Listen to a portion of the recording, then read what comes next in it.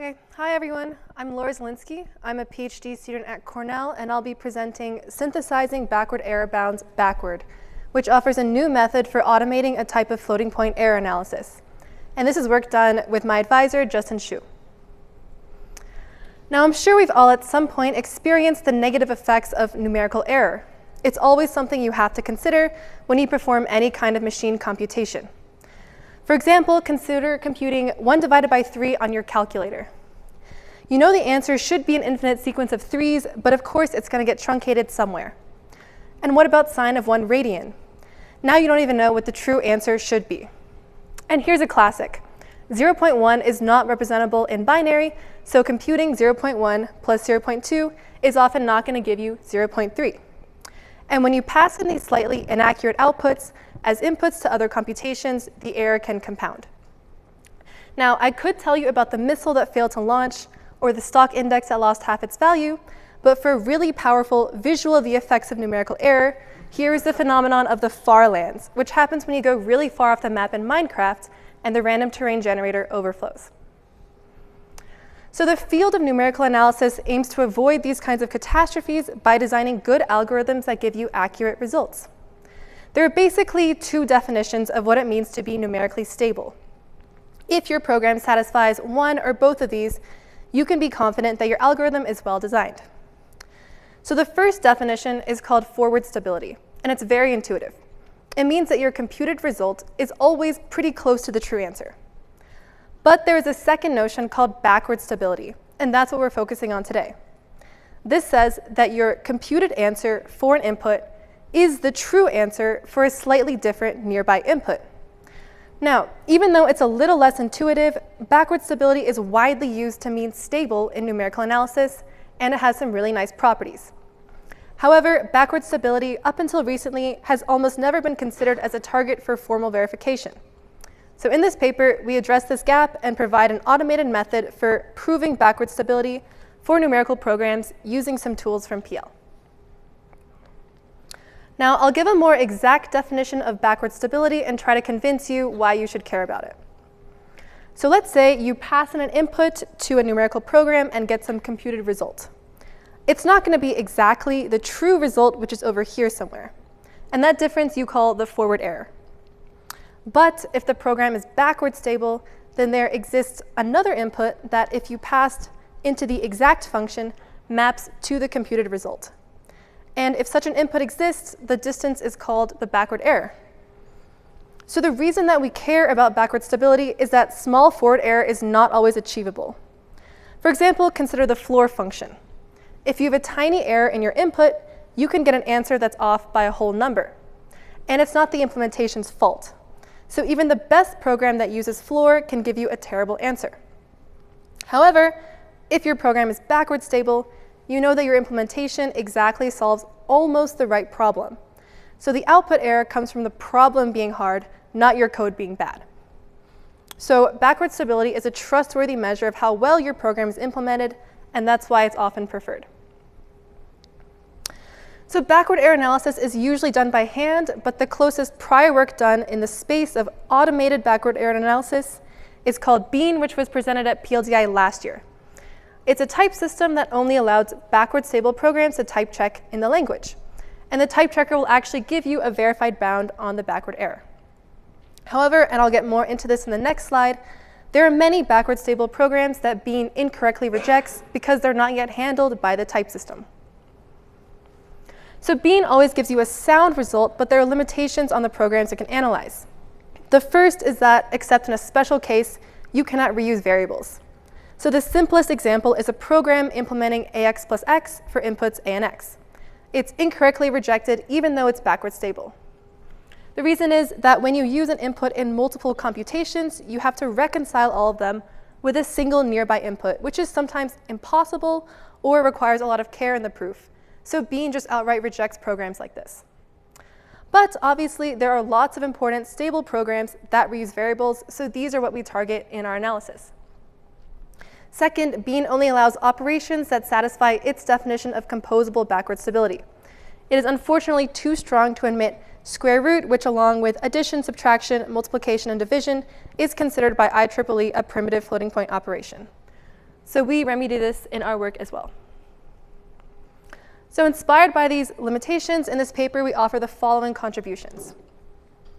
First, in order to perform any kind of scalable static analysis, we developed a new definition of composable backward stability such that when all subprograms satisfy this definition, we can conclude backward stability for a larger program composed of them.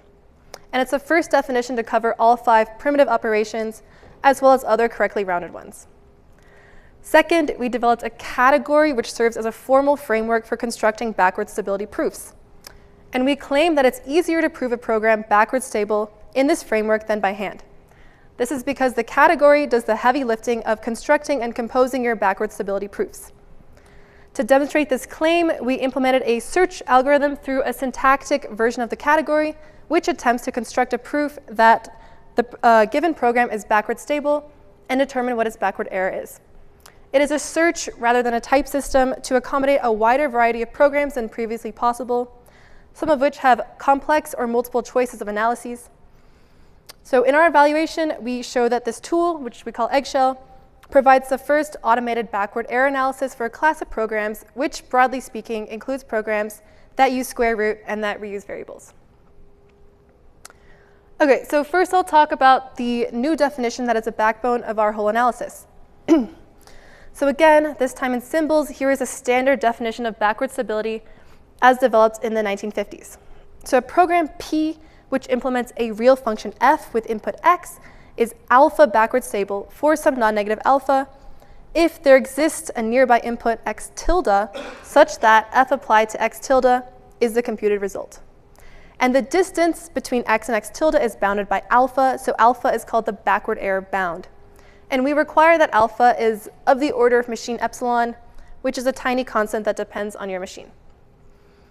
Now, this definition is what numerical analysts have been using for 70 years, but it poses a significant problem for static analysis, which is that if you have 2 arbitrary programs, P and Q, and you know they both satisfy this definition, there is no way to prove generally that their composition, so running P and then Q on its outputs, is backward stable. And that makes it really difficult to perform a scalable static analysis because local stability does not guarantee global stability. So we developed a new, stronger definition that does have this property. So the differences here are highlighted. So now we say a program P is alpha beta stable if, for all y at distance bounded by beta from the computed result, there exists an x tilde that maps to y under the exact function. So before, we only cared about mapping to the computed value p of x, but now we need to be able to map to any value y near p of x. And this definition is very nice. So first of all, it composes. So if p and q are this version of stable, then we can run p and then q and guarantee that it's also stable. And second, it is a generalization of the standard definition.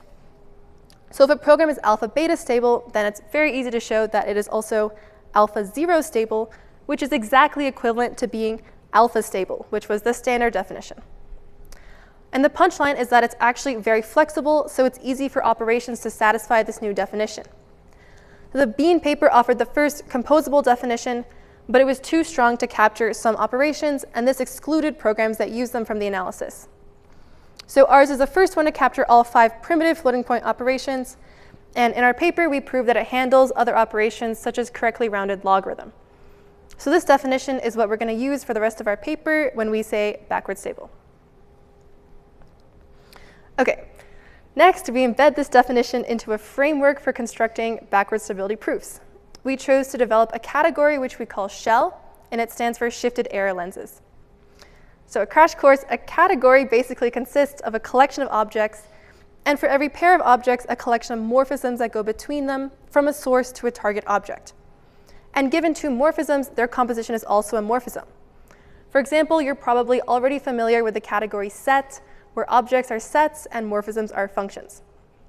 So for our category, we say our objects are floating point variables, and the morphisms are stable programs. So a morphism source object represents the program's input variables, and the target object represents its outputs. Now, there are a bunch of benefits of using a category for our framework. First of all, since we define generally how morphisms compose, we can just work within this abstract mathematical structure not worry about the actual low-level details of error analysis, and in the end, prove backward stability for free. Second, we enrich the objects to encode information about the relationships between intermediate variables in a program. And this is what allows us to handle more complex analyses. These relationships constrain what operations you're allowed to apply while maintaining stability, since, as I said before, not every program is backward stable. So to use this framework, you just have to try to conform your target program by composing together a small set of morphisms. And this will guarantee that your program is backward stable. We also encode the backward error bound into the objects, and if you want, you can extract the proof from the final morphism. And I'll show you an example right now of how this works. So for a very simple example, let's say we want to prove that a particular program implementing ax squared plus x for inputs a and x is backward stable. There are a few different implementations, but I have a particular one in mind. We know a small set of morphisms in the category Shel, one for each floating point operation, and a few others that just rearrange the context. And we want to compose them to form our target program. So we start off with an object that represents our input variables x and a. The first computation is a multiplication of a and x, so we apply the morphism that corresponds to this. This morphism returns the x variable for reuse. Now the star means that these two intermediate terms are related. Intuitively, it says that ax has a factor of x in it. If you're interested in category theory, I highly recommend you read the details in the paper, as we define the star as a generalization of the tensor product. And now we multiply our terms again. So the star now tells us that the ax squared term has 2 factors of x. And now we apply one of our morphisms, which doesn't actually do any computation. It just changes the relationships between variables and the underlying backward stability proof, but we don't have to worry about that. And it puts the context in the right shape to apply this addition operator, so the cross expresses a different relationship between those terms. So now we've formed our target program by composing a few building block morphisms. At this point, we're able to conclude that the program corresponds exactly to a morphism in Shel. And since morphisms represent backward stable programs, so is our input program. I omitted it for most of the objects, but if you look closely at the source objects, you can find the static backward error bounds on our inputs x and a. And if we unpack the morphism, we can get out the actual proof of backward stability. In our paper, we have more complicated examples which better illustrate how our approach simplifies stability proofs, such as for the Zielinski decomposition. Okay, for a little more detail on how this works, a morphism in Shel contains the following information. So let's say we have a morphism, so a backward stable program between two objects x and y, where x represents the inputs and y represents the output. So the morphism contains the program as well as the function it's modeling, but also a map going from y back to x, which we call the backward map. And it provides some important information. It gives the backward stability witness, so the nearby input, for not only the current program, but also for future completions of the program. And that is what allows the morphisms to compose their proofs. And I'll mention that these morphisms are an instance of lenses from functional programming, which generally have forward and backward maps subject to some lens laws. So the algorithm of our automated analysis basically does what we just did in the example. We define a syntactic subcategory, so string representations of some of our objects and morphisms, and used egglog to search over all the potential morphisms that could form the target program. We used egglog because it offers logic programming, which we use to match on the target program and apply potential morphisms, as well as equality saturation, which we use to rewrite isomorphic context. If the search is successful, then it returns the backward error bounds that it found, because sometimes there are different proofs of stability with different bounds. And this is an example of running our tool. So diving a little more into how this works, we define syntactically a Shel object, which we call a context, and then we define a relation, arrow, on two contexts, which means there is a morphism between the underlying objects. A context also encodes the desired numerical expression that you want to prove stable. So each datalog style rule is able to match on your current context, look at the top level operation, and apply a morphism that matches that operation. For example, if you pass in this program, eggshel will match on the top level multiplication and apply these two matching rules, giving us two new contexts, which it repeats the process on. And each rule updates the backward error bounds. So the difference between these two rules is which subexpression is getting the error from the computation. We do it again, and in the end, we check the relation and look for contexts that match a set of input variables. So here, we found 2 such contexts, and each one corresponds to a morphism to the target program, proving it's stable. So we returned 2 sets of backward error bounds. And you'll notice we did the search backward from the target to the source, so the paper title is a little reference to that. So we implemented a few dozen of these rules, and that enables eggshel to prove backward stability for a wide range of new programs that no other static analyzer was able to handle. And generally, these are stable programs that use the square root operator and reuse variables. Our implementation often returns many different proofs of backward stability, each with a different set of error bounds, which can sometimes be useful. And there doesn't appear to be a standard benchmark yet for automated backward error analysis, but please see our paper for example programs. Thank you for listening, and I'm happy to take questions.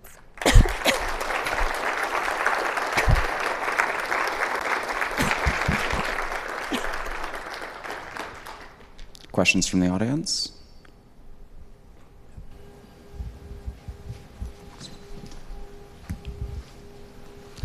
Very nice talk, Laura. Actually, the fact that you overcame the duplication of variables is a big step forward. 2 talks earlier in another session, I heard the authors discuss Strassen-like matrix multiplication, which is not backward stable as far as I have read. So could that be a benchmark? Strassen matrix multiplication is a recursive matrix multiplication.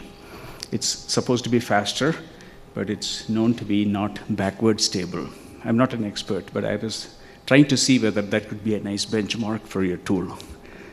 Yeah, we can talk offline if the question is not clear. I'm not sure, because Yeah. it's not backward stable, So, I don't know. Yeah, okay, we could maybe try it in your tool. Yeah, sure, Thank I'd you. have to look at the program. Thank you. We'll try. This is really great work. Thanks very much. So I wondered about programs that have conditionals in them. So this is a kind of classic problem in numerical modeling where you have some sort of inequality over something in floating point and it leads to stability issues. So do you have a story about how to think about these kind of co-product-like branching kind of structures? Sure, yeah, so conditionals are famously an example of another ill-conditioned operation, but I believe they actually are backward stable because the previous tool Bean was able to have conditionals. So this is definitely future work. We need to define co-products in our category, and I think it could be doable though. Yeah. Okay, thanks. Cool, thanks. Thanks for the really great talk. You mentioned that Bean has a compositional definition, but that yours is different and maybe is what allows you to permit square root. What is the difference between Sure, so if you remember our definition, it said something like for all y surrounding, the output, you need to be able to hit it. So Bean said for all y in the output space, you need to be able to hit it. And also, they had a different inequality for proving the backward error bound that was a bit too strong. Yeah. Thank you. If there are no more questions, let's thank the speaker again.